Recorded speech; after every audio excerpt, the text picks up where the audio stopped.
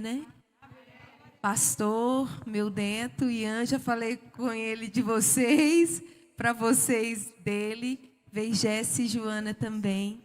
E é muita alegria estar aqui, né? Feche os seus olhos. Senhor, muito obrigada pelos banquetes que já recebemos. E agora, Senhor, eu gostaria de pedir que, pela tua misericórdia, o Senhor me ajudasse a entregar para essa igreja aquilo que o Senhor colocou no meu coração. E eu quero dizer que eu tenho aprendido um pouco mais sobre servir com meu esposo e com o Senhor. E essa graça, que é o nosso maior presente, tem feito a diferença na nossa vida. Mas em nome de Jesus eu quero pedir que o teu Espírito traga uma palavra rema aos nossos corações. Que ninguém saia daqui como chegou. Nós já entendemos que o nosso propósito de vida é amar a Deus e servir aos outros. Nós já compreendemos, Deus, que não dá para amar sem servir. E agora a gente quer entender um pouco mais sobre esse processo, Senhor, que cada um de nós precisa entender que é um estilo de vida cristão. Então nós queremos nos despojar de nós mesmos e pedimos que o teu Espírito faça e fale aquilo que o nosso coração precisa e que haja transformação, que haja uma metanoia, em nome de Jesus Cristo, amém e amém. Amém? Pode se sentar no seu lugar. Eu gostaria que você abrisse sua Bíblia no livro de João, no versículo, nós vamos ler do 21 ao 26. Capítulo 17, João 17, nós vamos ler do 21 ao 26. Quando o amor começou a ler, eu falei, ele vai pregar a mesma coisa que eu. Ai, ai, ai. 17, desculpa, do versículo 21 ao 26, mas não é a mesma coisa. Pode ficar sentado mesmo. Esse relógio não é muito meu amigo não, pastor Leris, por isso só deixou eu para o final, né? Para que todos sejam um, Pai, como tu estás em mim e eu em ti, que eles também estejam em nós, para que o mundo creia que tu me enviaste. Dê-lhes a glória que me deste, para que eles sejam um assim como nós somos um. Eu neles e tu em mim. Que eles sejam levados à plena unidade, para que o mundo saiba que tu me enviaste e os amaste como igualmente me amaste. Pai, eu quero que os que me deste estejam comigo onde estou e vejam a minha glória, a glória que me deste porque me amaste antes da criação do mundo. Pai justo, embora o mundo não te conheça, eu te conheço. E estes sabem que me enviaste. Eu os fiz conhecer o teu nome e continuarei a fazê-lo, a fim de que o amor que tens por mim esteja neles e eu esteja neles. Essa é a última oração que Jesus fez publicamente no seu ministério. E o que ele está pedindo é o que Amor falou. Que para que o mundo saiba, ele repete várias vezes, parece que Jesus está ficando meio biruto, para que ele está repetindo toda hora a mesma coisa? Ele está dizendo, a única forma do mundo saber que eu existo, é se vocês se amarem. Só que, amados, isso é um ministério da igreja, provar ao mundo que Jesus está vivo. Mas eu quero dizer para você que isso não é uma coisa nova, isso é uma boa nova. Isso é uma coisa velha. Só que eu tenho que entender que esse é um estilo de vida que Satanás está atacando literalmente 25 horas por dia. E ele está começando na família. Na igreja, nem se fale. Porque, infelizmente, o tanto de cristão que as pessoas estão olhando por aí, estão dizendo, que diferença que tem entre a vida dele para a dos outros? Quando não diz que tem testemunho pior, aí a gente fica com a cara desse tamanho. Jesus está fazendo uma oração pedindo ao Pai, eu quero pedir, porque eu já entreguei para eles o que o Senhor me entregou, ou seja, eles têm poder e autoridade para amar e, consequentemente, como já foi falado, servir. Só que aí eu queria falar uma coisa para você. E quando servir não acontece, lembra que o pastor Leris falou que tem gente que começa servindo e daqui a pouco na vida final já não está servindo mais. E quando isso acontece, você conhece alguém que era fera para servir, era o melhor para servir, e parece que o amor esfriou. Aí eu queria dizer e fazer uma comparação aqui um pouco grotesca, mas que vai nos ajudar a entender algumas coisas. Quando a pessoa não está servindo, é a febre que o corpo de Cristo está vivendo. A febre não fala de si mesmo, fala? A febre comunica uma infecção, não é isso? Quando o corpo, quando o membro, quando a pessoa não está servindo, ela está comunicando de algo que está acontecendo dentro dela. Sabe, porque servir é um estilo de vida, servir é a consequência de amar, servir é a certeza de que eu sou amado, então eu faço isso porque eu recebo, como a amor falou. Mas e quando isso parou de acontecer? Quando tem algo machucado, infeccionado ou dando problema dentro do corpo de Cristo. E nós, às vezes, não entendemos que isso é uma batalha espiritual e Satanás está totalmente envolvido numa missão, detonar com a igreja. Porque se não amar, se não servir, o mundo não vai crer. Então nós temos que entender que servir não é algo, não é um fim, não tem um fim em si mesmo, mas o fim é mostrar Jesus Cristo. E o que Satanás tem feito? Ele tem feito de tudo para você ficar adoecido espiritualmente, adoecido emocionalmente. E pastores que estão aqui, fiquem alertas. Porque nós somos uma classe que, para reconhecer que está machucado, a gente está quase morrendo. E eu quero dizer para você, recorra à ajuda enquanto é tempo, porque você é muito importante no reino. Porque a Bíblia diz que Satanás está tentando atingir o cabeça para espalhar todo o rebanho. Então fique atento. E aí eu queria falar de algumas características de alguém que está adoecido. Primeira característica, a murmuração. Olha para quem está do seu lado. Ih, não tem ninguém doente aqui não. Percebeu alguém que reclama o tempo inteiro? Você fala assim, olha, nós vamos nos encontrar 3 horas. Nossa, mas o sol tá. Aí você fala assim, não, a gente vai vir 5 horas. Nossa Deus, não vai dar tempo de eu dormir. Aí você fala, a gente vem 7 horas da noite. Não, mas já tá tarde demais, não tá não? A pessoa não consegue ficar sem reclamar. Não é aquela pessoa que reclama assim de vez em quando, assim uma vez por mês, não. É aquela pessoa que numa tarde ela já reclamou de umas 10 coisas. Ela está com uma doença emocional.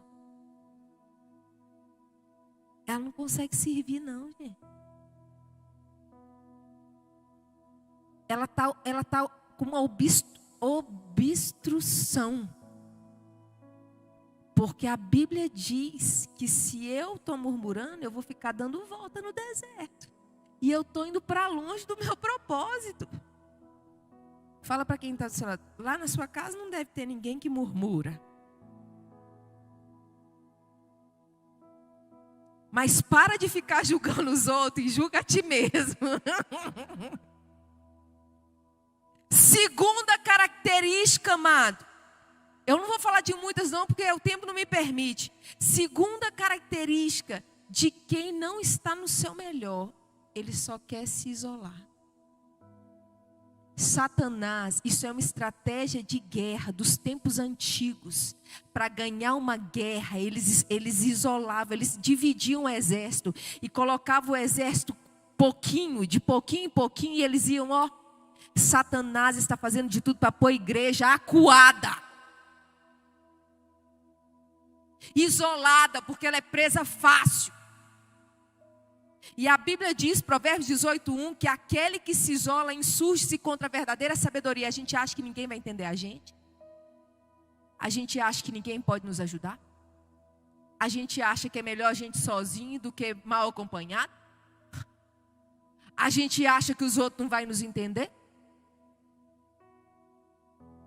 E começamos a afundar. Terceira característica, sonolência. Todas essas características estão lá na história de Elias. Eu tenho que ser rápida hoje, porque eu quero falar de outras coisas, mas eu preciso falar sobre isso. Existem aquelas pessoas que toda hora estão com sono.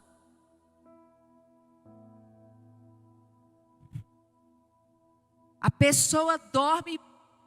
Olha, a necessidade de sono é inegociável. Mas o tempo de sono é de 6 a 8 horas. Tem gente que dorme 14.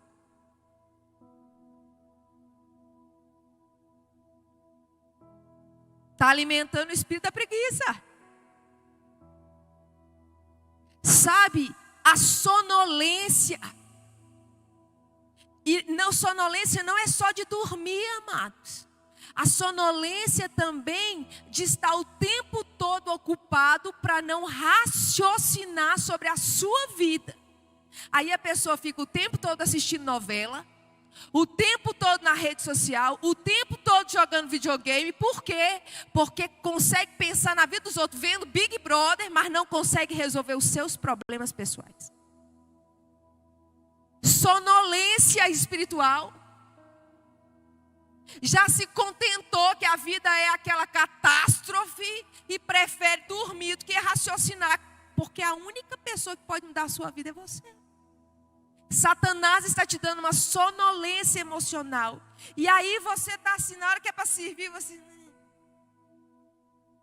Só eu. Outra característica que tem estar adoecido, ele acha que ele é a última Coca-Cola do deserto. É porque só eu que faço as coisas. Lembra de Elias? É porque só sobrou eu. Deus, tem um tanto guardado. Tem um tanto de profeta aí. Tu é que não está sabendo.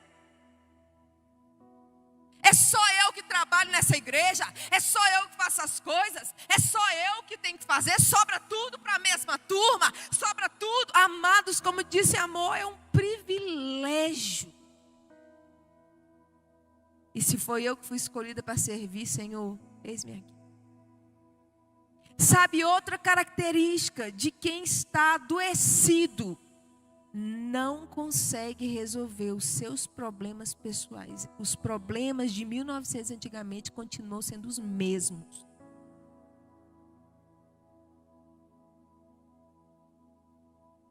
Está afundando uma amargura. Porque tem a solução do problema de todo mundo, mas o dela mesmo não tem, o dele mesmo não tem. Adoece. É porque se o irmão tiver problema, porque o jeito de resolver o problema do irmão é assim, não sei se fosse eu que não sei o quê. Mas para resolver o seu pessoal, vai dormir. Olha a febre aí. Não quer servir. Quer ser da turma do oba-oba. Quer ser da turma que vai de congresso em congresso, de evento em evento, mas na hora que o pastor precisa, na hora que o reino está dizendo, olha, é esse o seu chamado. Já trabalhei muito.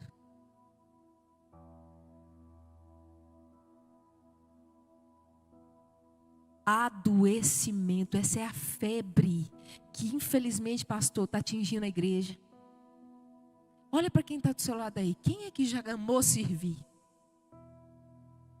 Quem que na hora, 1900 antigamente, na hora de chegar na igreja era a primeira a chegar? Na hora de fazer o louvor, vinha para os ensaios. Na hora de limpar, amados, eu tenho um testemunho de um pastor que foi na igreja do pastor Paul Enguichu, a maior igreja do mundo praticamente. E é um pastor da nossa região de Minas Gerais. Ele falou que na hora que ele chegou lá, ele falou, eu quero ver isso. 15 mil pessoas num estádio de futebol. Diz que para entrar eles têm uma logística que não dá engarrafamento. Ele falou, isso aqui é uma loucura. Mas na hora que ele chegou, tinha uma limusine na frente dele. E ele falou, eu vou seguir esse cara, que esse cara vai sentar num lugar top, eu vou atrás dele. O moço da limusine desceu, foi no banheiro, ele, eu vou esperar. Ele olhou bem para ele, falou, vou decorar o rosto dele. Na hora que ele saiu, tinha alguma coisa errada, porque ele entrou todo internado, né? Só que ele saiu de faxineiro. Ele falou, será que é um teatro, né? Foi atrás do moço. E o moço está aqui limpa, está aqui faz as coisas, está aqui, ele o que é isso? Que igreja louca é essa? O cara que chegou na limusine. Não era o motorista não, gente, era o cara. Trocou de roupa, foi ser faxineiro dos banheiros. Aí o pastor falou, se eu ficar aqui eu vou perder o culto. Eu vou ficar vigiando esse moço limpar o banheiro. E ele correu e foi olhar, amados, uma igreja, eu até repito, de 15 mil pessoas. O almoço foi servido em 15 minutos. Não dava para o povo sair daquele estágio para voltar para receber. Então eles têm uma dinâmica de gente que fica no corredor e faz que nem a Santa Ceia, vai liberando marmitex. E ele disse, imagino tanto de gente para servir essa galera, 15 mil pessoas. Eu falei com Deus, eu quero estar boa das pernas para servir um povo desse, Senhor. Eu quero estar forte para me servir uma igreja poderosa, que detona com tudo, que chega e disparamos a cidade, ué. Já pensou, pastor, 15 mil pessoas chegando aqui? Cadê você para servir, meu irmão? Sabe como que essas 15 mil pessoas vão vir? Quando perceberem que você ama e serve não só quem você escolhe, mas que você ama e serve quem Jesus ama. Ou seja, é todo mundo. É nisso que vocês vão ser conhecidos. Quando eles forem um, é uma glória que eu carrego, que eu dei para eles. Eles vão ver que eu estou neles, que o Senhor está em mim, que eu estou neles. E aí todo mundo vai crer que o Senhor existe. E que o Senhor está com eles. Sabe, então, vira para quem está do seu lado. Você não está com febre não, né?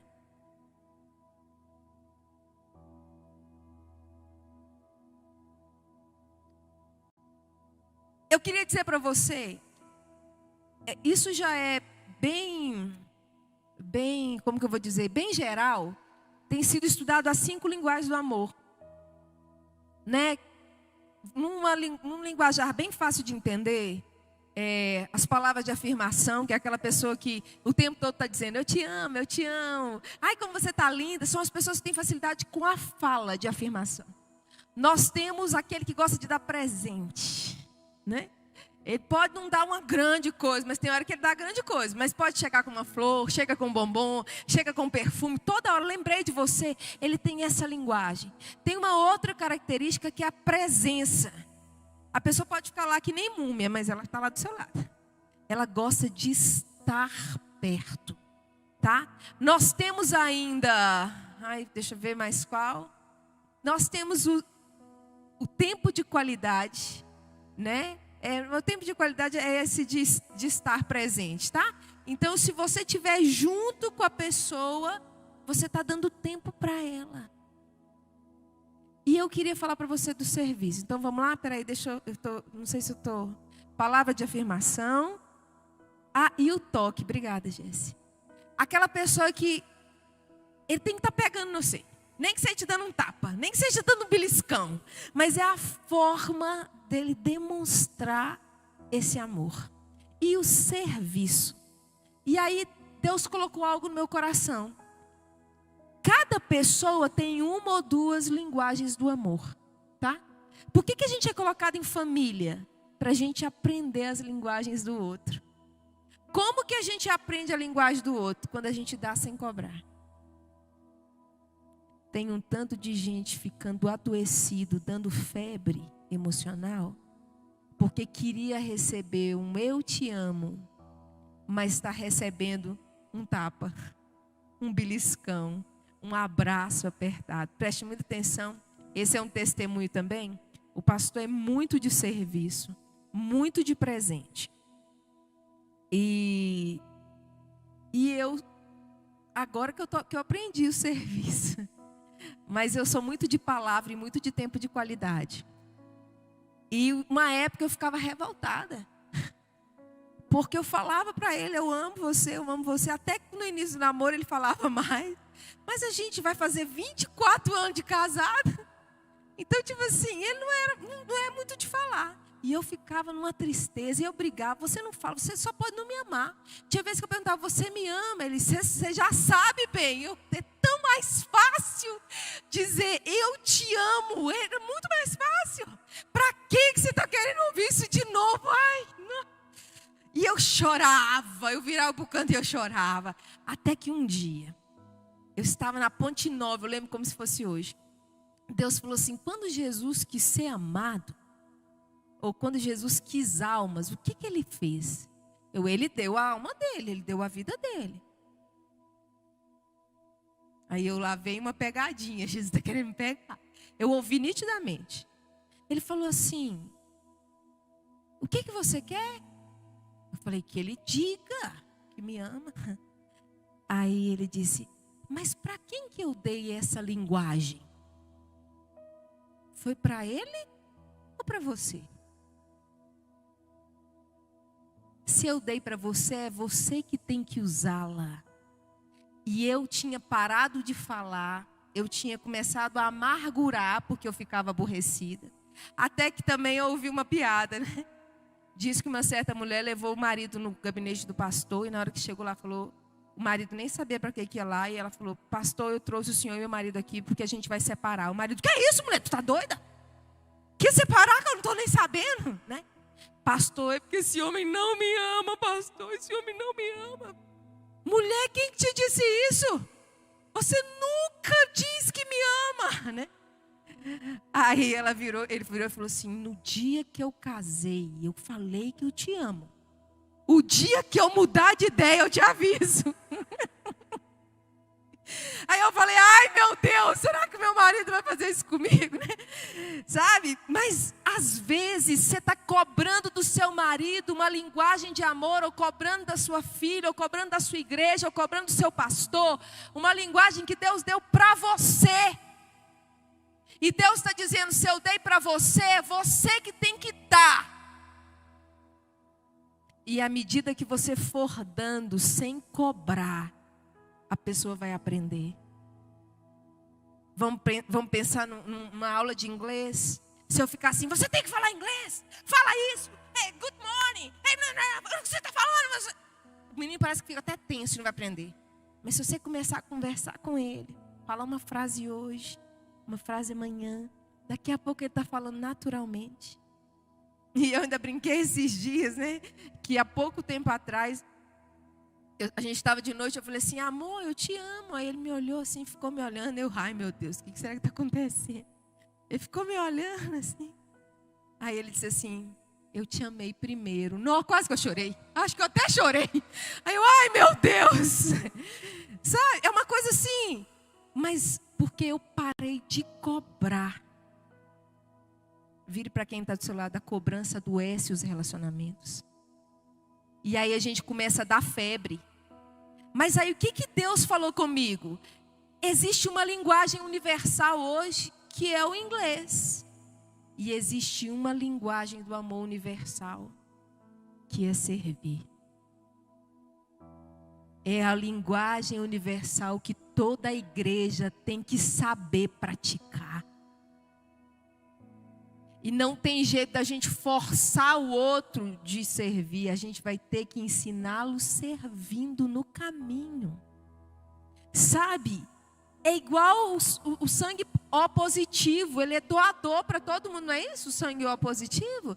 Ele doa para todo mundo. Servir é a linguagem universal que toda a igreja precisa aprender a desenvolver. E aí eu queria falar sobre 4 formas para a gente que, se tiver adoecido, se tiver com febre, o que eu vou fazer para voltar a servir? Primeiro, João 16:7. Está tudo nesse texto final que Jesus está conversando. Olha, mas eu afirmo que é para o bem de vocês que eu vou. Se eu não for, o conselheiro não virá para vocês. Mas se eu for, eu o enviarei. Primeira ferramenta de cura sobrenatural, o Espírito Santo.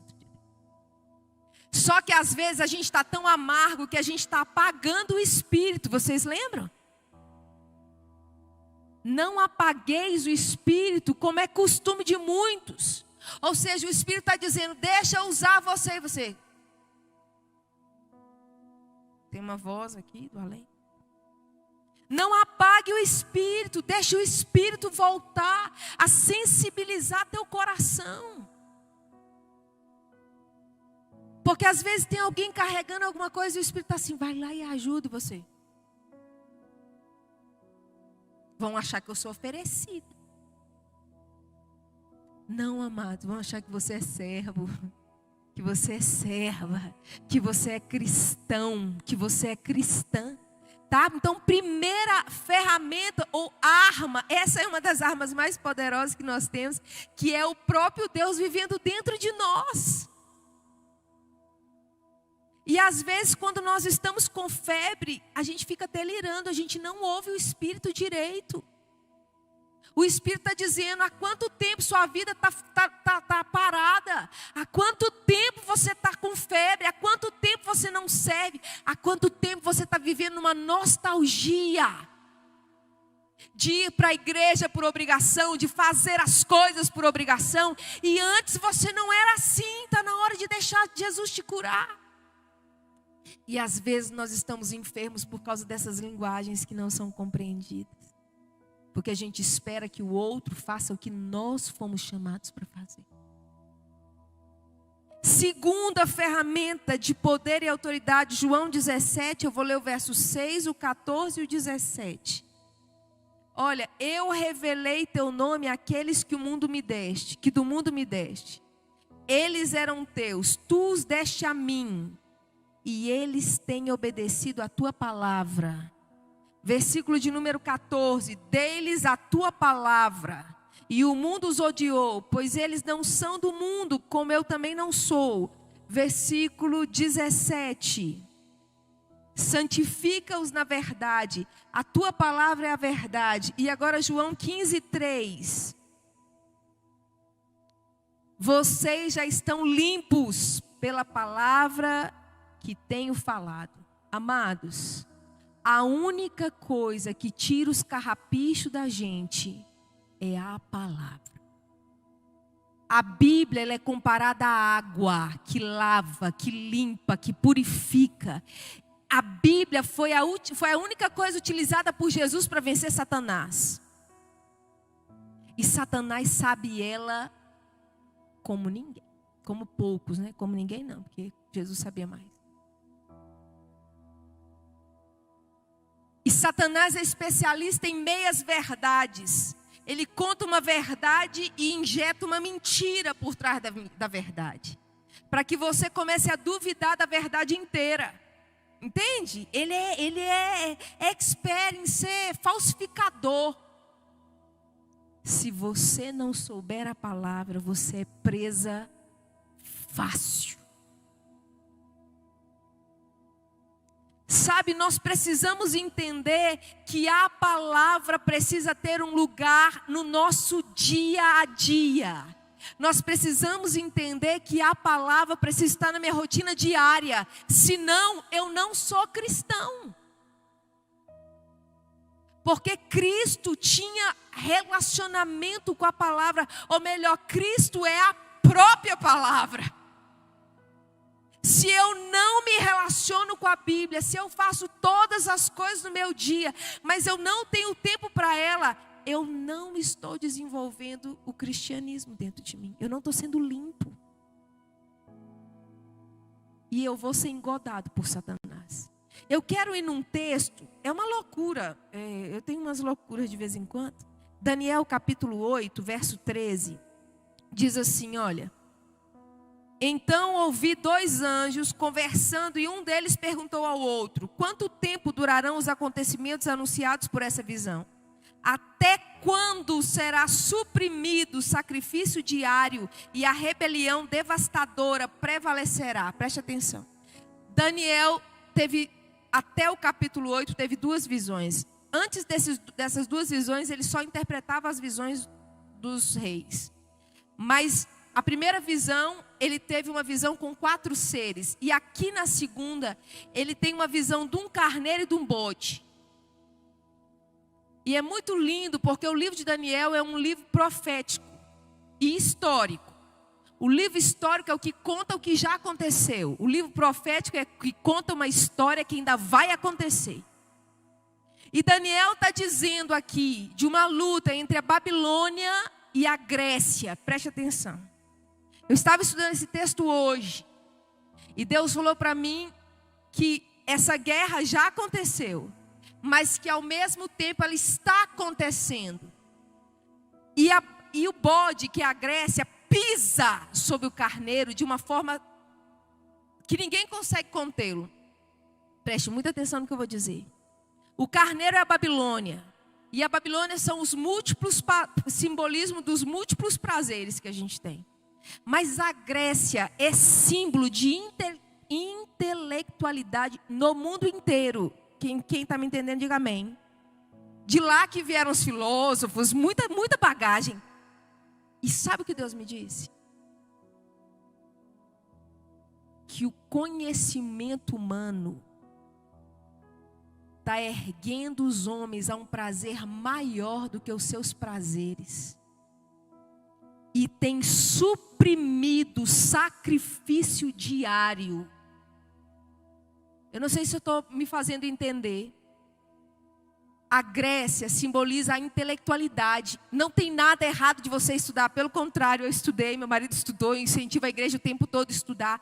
Mas quando o que eu sei está acima do meu propósito de vida, eu começo a suprimir, eu começo a sufocar a minha entrega diária. Não, pastor, quando Deus me disse isso, a igreja está sofrendo com isso. O eu sou, né? A gente tem várias filosofias que exaltam o eu conheço, eu aprendi, eu sei, eu posso, eu faço, eu consegui. Está suprimindo, está substituindo a adoração diária, que é o relacionamento com a palavra. E Deus está dizendo, tem que voltar. E aí eu vou dizer da terceira arma. João 17:19 diz assim, eu não tenho tempo de me delongar. Em favor deles eu me santifico, para que também eles sejam santificados pela verdade. Jesus se santificava em prol do seu povo. E essa santificação, Jesus disse, enquanto o noivo estiver na terra, vocês não precisam jejuar. Mas depois que o noivo for embora, é obrigação de vocês. Pergunta, quantas vezes você já jejuou essa semana? Pergunta para quem está aí. Está só comendo. Que tanto você deu para o Senhor? Porque enquanto a gente come, a gente alimenta a nossa carne. Eu ouvi uma frase, gente, que está saltitando no meu coração. Adão fracassou comendo. Jesus venceu jejuando. Sabe, enquanto a gente come, que a gente tem que comer, a gente precisa comer, mas automaticamente nós estamos alimentando os nossos apetites. E sabe que hora que a gente diz que tem um apetite maior que tem que ser alimentado, que é o de Deus, na hora que a gente põe a carne na forca. Está na hora da igreja entender que além de fazer as coisas para que o propósito de Deus se cumpra de maneira sobrenatural, tem que jejuar. Vira para quem está do seu lado, você já jejuou essa semana. Os religiosos jejuavam toda segunda e quinta-feira. Os religiosos. Jesus não te chamou para ser religioso, mas ele diz, põe tua carne no lugar, porque teu apetite está muito forte. Enquanto a gente fica só fazendo o que a gente tem vontade, mas é porque eu não tenho vontade. Deus não está perguntando a tua vontade, não. Ele está dizendo o que é certo. O que está escrito. O que Ele tem para a tua vida. Porque aí você vai experimentar o que é bom, perfeito e agradável. E amados, então, olha, primeiro o Espírito Santo, segundo a palavra, terceiro jejum e quarto para me terminar. João 17, 23.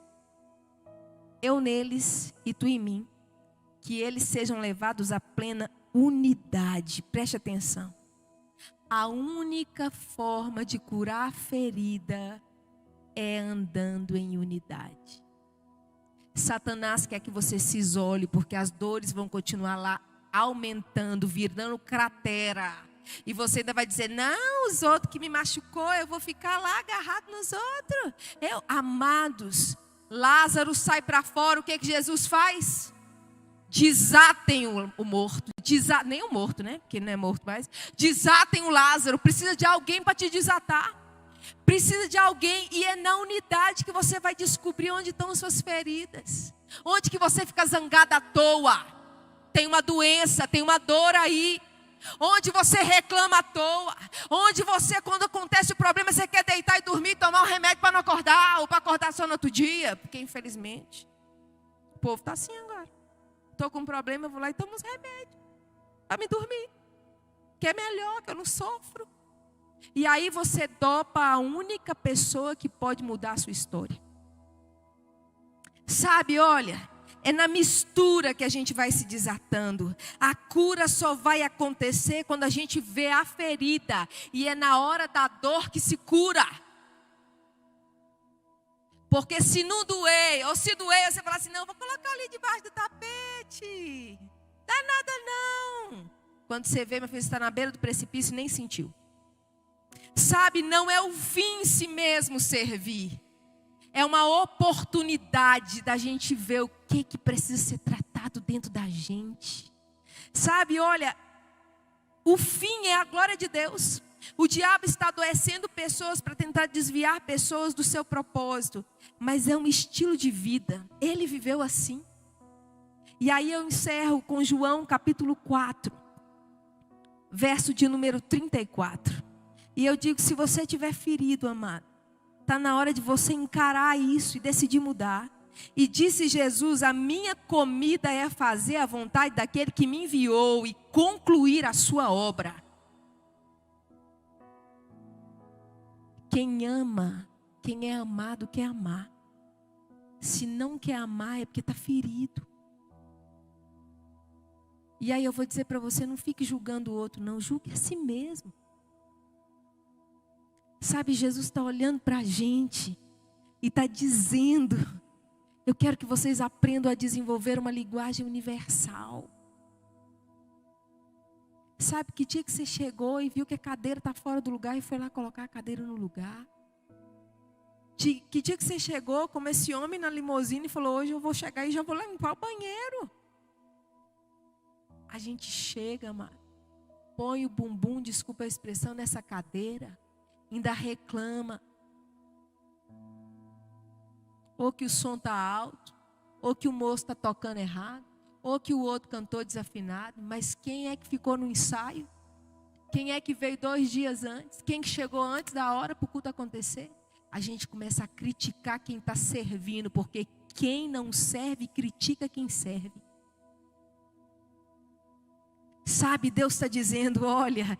O servir não é algo com fim em si mesmo. O servir é para a glória de Deus e para que você seja curado. Agora, se enquanto você serve, você adoece, não vai tratar o adoecimento, continua amargurando, continua negligenciando, continua murmurando, continua, sabe? Fazendo... Vocês entenderam, né? Você está morrendo e não está sabendo. Porque a forma de identificar que alguém está ferido, a febre, é o não servir. Porque está dentro do seu chamado.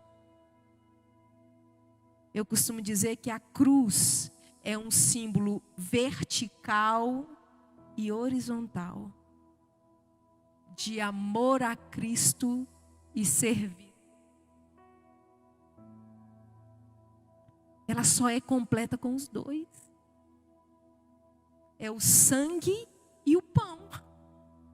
Eu só quero o sangue de Jesus, não quero nada de pão. Esse negócio de ficar misturando. Aí você vai morrer e você não vai ter certeza se vai para o céu ou se vai para o inferno. Assim, desculpa a franqueza. Sem fruto. Então Jesus está te chamando para pensar um pouquinho na sua vida hoje. Eu queria que você fechasse seus olhos. Eu vou cantar uma música. E eu queria que você pensasse se você não está precisando de cura. E eu vou orar para que você seja curado, se você quiser. Mas eu quero dizer que a cura só vai começar aqui. Ela termina no servir, no se relacionar. Porque quando os problemas começarem a acontecer, porque aqui onde tem gente tem problema, é hora da gente juntar, orar, conversar para solucionar o problema. Deus está dizendo, para de ficar adiando os seus problemas. Para de ficar amargo. Para de ficar adormecido. Desperta a igreja. Use a tua arma que é o jejum, porque o jejum é a única forma que consegue quebrar esse poder da Grécia, da intelectualidade sobre a nossa mentalidade. Porque Deus está dizendo, eu te fiz para amar o seu irmão. Feche os seus olhos. Recebi um novo coração do Pai. Você recebeu? Coração regenerado, coração transformado, coração que é inspirado por Jesus. Como fruto deste novo coração, eu declaro a paz de Cristo, te abençoo, meu irmão. Preciosa é a nossa comunhão.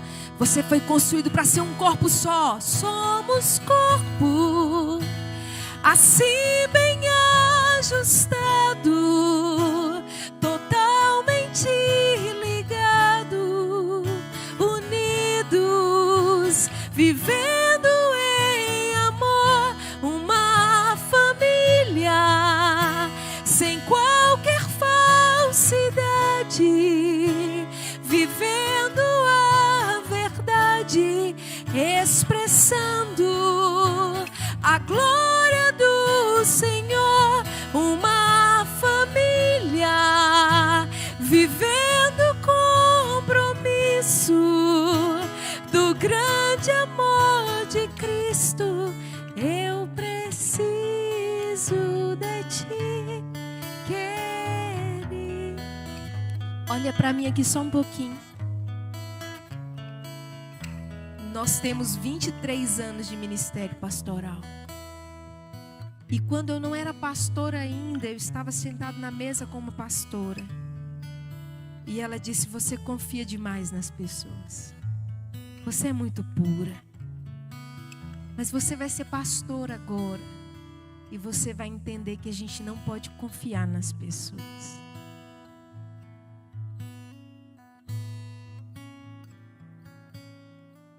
E como eu disse, eu sou pastora há 23 anos. E ela disse, você vai entender que você tem que ficar só perto da sua família.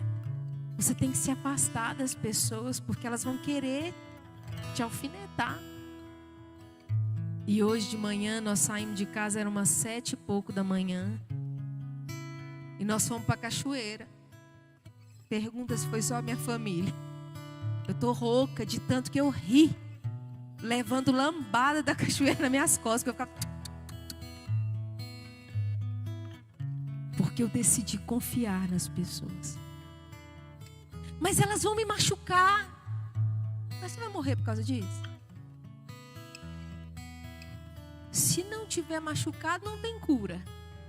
Se não tiver cura, não tem conexão de propósito. E você não vai passar de fase, porque tem vitória que está na mão de outra pessoa. Se ela não estiver na sua vida, você fica empatada. Vira para quem está do seu lado. Está faltando alguém na tua vida? Então preste muita atenção.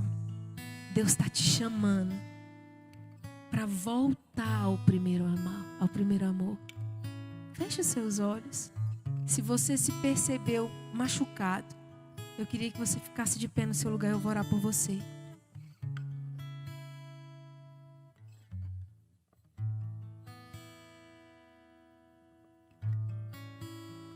Quero voltar ao início de tudo, encontrar-me contigo, Senhor. Fique de pé, tenha coragem de dizer: quero rever meus conceitos e valores.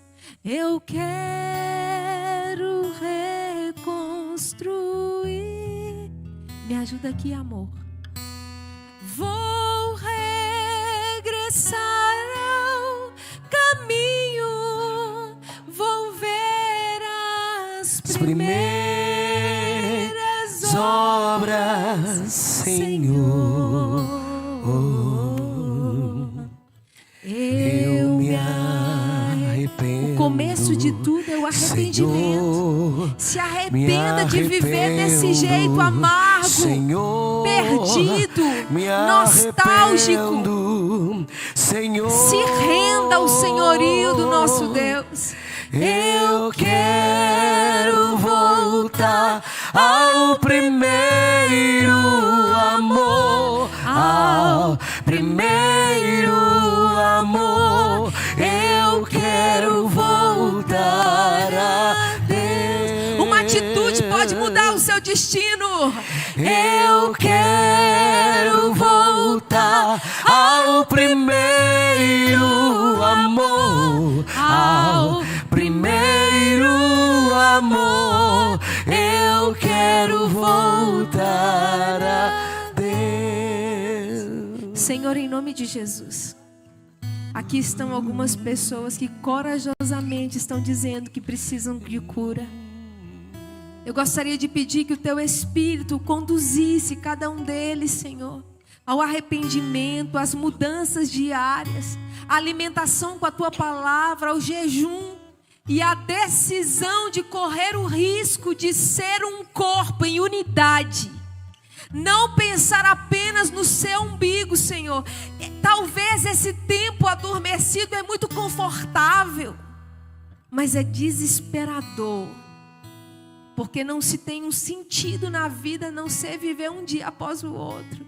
Nós não fomos chamados para viver apenas um dia após o outro. Nós fomos chamados para um propósito que vai muito além do que a gente consegue ver. Nós temos um propósito eterno. E eu quero ativar esse propósito nessa noite. Eu quero pedir que o Teu Espírito e os Teus anjos toquem em cada uma dessas pessoas, trazendo um renovo, trazendo uma alegria, trazendo uma intensidade no amar e no servir como nunca tiveram. Que a cura que vem do Santo Espírito comece e seja concluída, porque a boa obra que Ele começou é Ele que vai terminar. Então que a gente pare de cobrar do outro o que nós fomos gerados para dar. Deus, Nós precisamos entender isso de maneira muito complexa. É muito complexo, mas é muito lindo, porque nós como um corpo, cada um tem a sua função, mas todos têm que andar para frente. E para andar para frente a gente tem que servir. Para ser a igreja conhecida nos 4 cantos de João Molevade, no Brasil e no mundo, nós precisamos estar conectados ao chamado do serviço, porque isso é consequência de amar. Então, Senhor, eu o chamo para viver o seu propósito, amar a Deus e servir ao nosso irmão. E assim seremos conhecidos. Quero voltar. Diga: ao primeiro amor, ao primeiro amor. Eu quero voltar a Deus. Eu quero voltar ao primeiro amor, ao primeiro amor. Eu quero voltar a Deus. Você que recebe, aplauda o Senhor e diga: vamos sair daqui com uma nova mentalidade. Uma mentalidade em Cristo Jesus. Obrigada, pastor.